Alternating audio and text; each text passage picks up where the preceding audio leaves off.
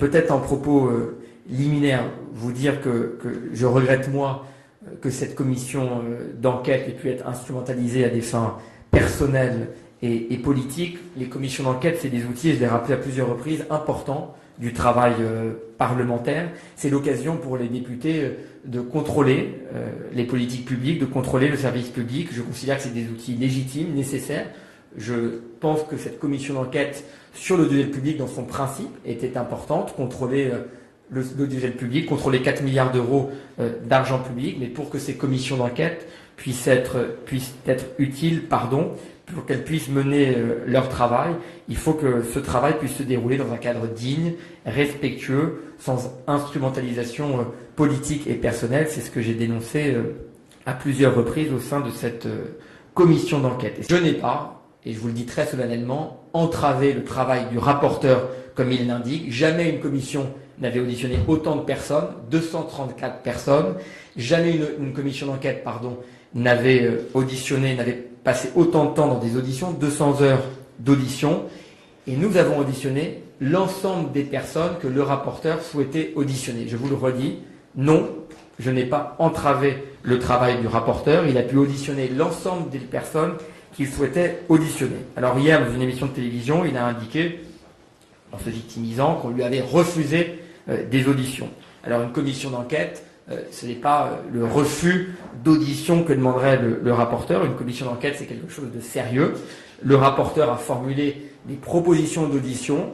Le bureau les a toutes validées. Le rapporteur, et je le regrette, a fait le choix de l'hypermédiatisation qui a nui à la crédibilité, à la sérénité et à l'impartialité des travaux de la commission d'enquête. 36 interviews tout au long de la commission d'enquête qui ont conduit à déplacer le travail de cette commission hors du cadre solennel des auditions à l'Assemblée nationale.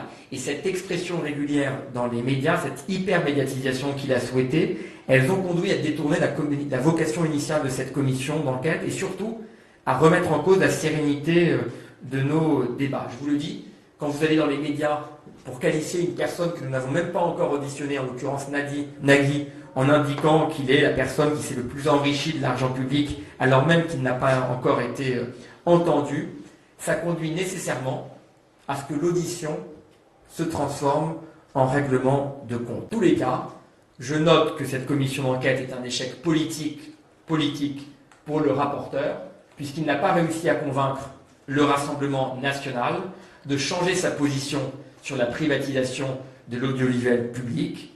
Et lui, qui dit vouloir sauver l'audiovisuel public, se retrouve aujourd'hui dans une situation paradoxale, puisqu'il appartient à un parti qui souhaite voir élus à la présidence de la République des candidats, une candidate et un candidat, qui souhaitent la privatisation de l'audiovisuel public.